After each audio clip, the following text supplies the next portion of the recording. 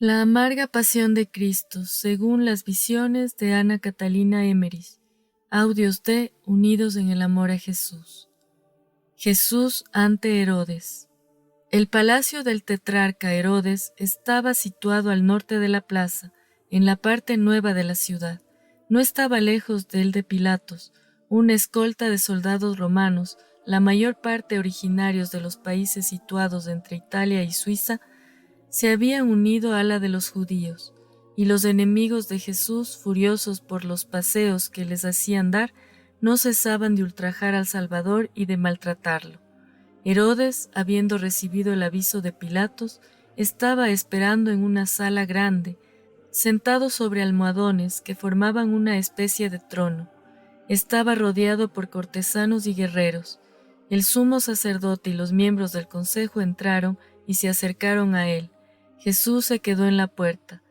Herodes se sentía muy halagado al ver que Pilatos reconocía, en presencia de los sacerdotes judíos, su derecho a juzgar a un Galileo. También se alegraba de ver ante él, en un estado de humillación y degradación, a aquel Jesús que nunca se había dignado presentarse. Juan el Bautista había hablado de Jesús en términos tan magníficos y había oído tantos relatos sobre él, contados por los herodianos y todos sus espías, que su curiosidad estaba muy excitada. Tenía la maravillosa oportunidad de someterlo e interrogarlo delante de los cortesanos y de los miembros del Sanedrín, y así poder mostrar su erudición. Pilatos le había mandado decir que él no había hallado ningún crimen en aquel hombre, y él creyó que aquello era un aviso para que tratase con desprecio a los acusadores. Lo hizo así, con lo que aumentó la furia de éstos de manera indescriptible. En cuanto estuvieron en presencia de Herodes, empezaron a vociferar sin orden las acusaciones, pero Herodes miró a Jesús con curiosidad. Sin embargo, cuando lo vio tan desfigurado, lleno de golpes, con el cabello en desorden, la cara ensangrentada y la túnica manchada, aquel príncipe voluptuoso y afeminado sintió una mezcla de asco y compasión.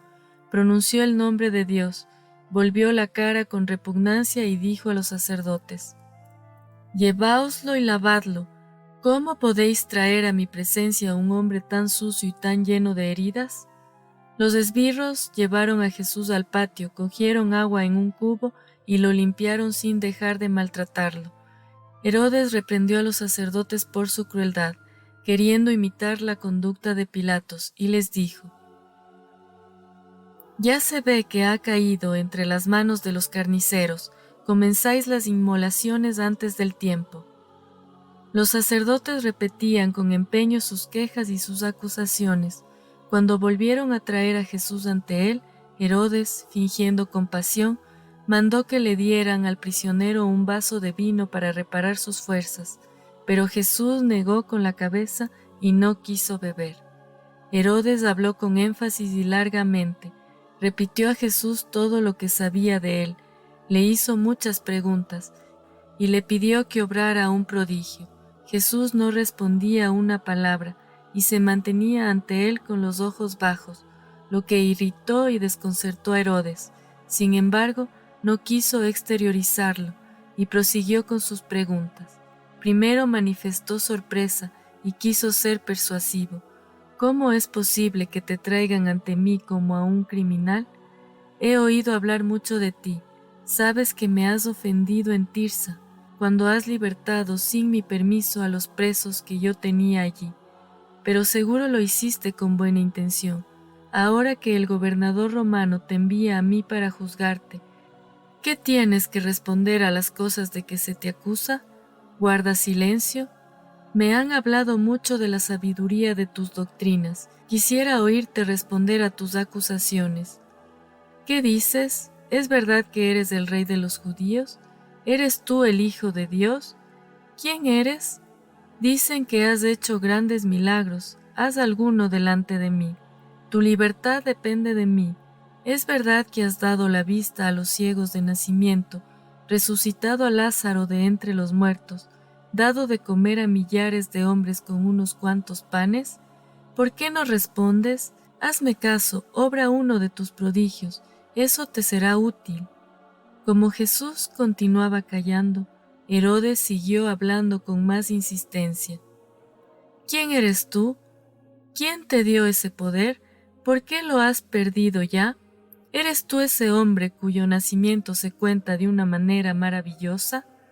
Unos reyes del oriente vinieron a ver a mi padre para saber dónde podían encontrar al rey de los judíos recién nacido. ¿Es verdad, como dicen, que ese niño eres tú? ¿Cómo pudiste escapar de la muerte que sufrieron tantos niños? ¿Cómo pudo ser eso?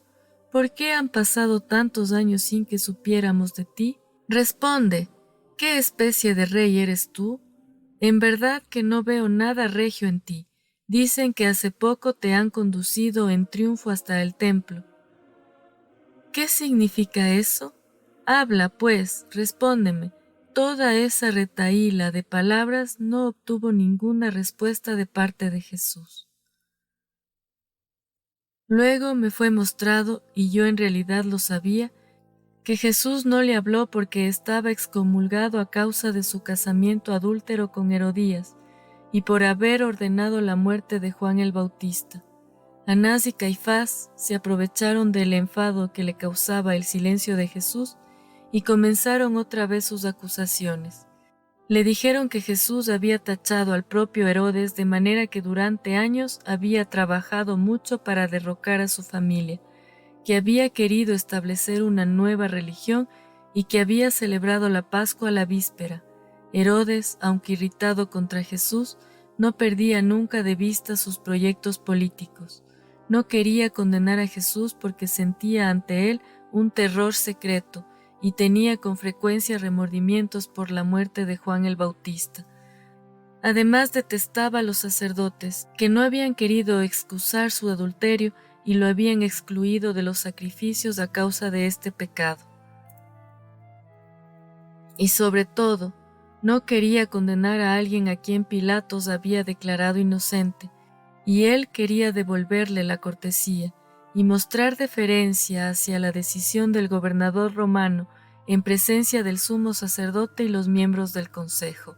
Pero llenó a Jesús de improperios y dijo a sus criados y a sus guardias, cuyo número se elevaba a 200 en su palacio, coged a ese insensato y rendid a ese rey burlesco los honores que merece.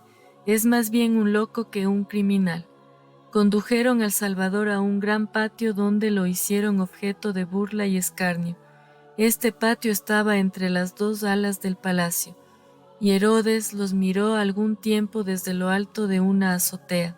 Anás y Caifás lo instaron de nuevo a condenar a Jesús, pero Herodes les dijo de modo que lo oyesen los soldados romanos. Sería un error condenarlo. Quería decir sin duda que sería un error condenar a quien Pilatos había hallado inocente. Cuando los miembros del Sanedrín y los demás enemigos de Jesús vieron que Herodes no quería atender a sus deseos, enviaron a algunos de los suyos al barrio de Acra, para decir a muchos fariseos que había en él que se juntaran con sus partidarios en los alrededores del palacio de Pilatos. Distribuyeron también dinero a la multitud para excitarla a pedir tumultuosamente la muerte de Jesús. Otros se encargaron de amenazar al pueblo con la ira del cielo, si no obtenían la muerte de aquel blasfemo sacrílego. Debían añadir que si Jesús no moría, se uniría a los romanos para exterminar a los judíos y que ese era el reino al que siempre se refería.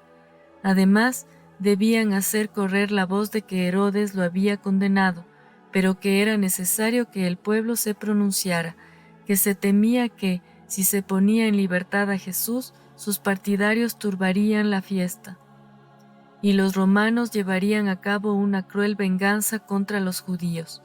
Extendieron también los rumores más contradictorios y los más adecuados para inquietar al pueblo, a fin de irritarlos y sublevarlos.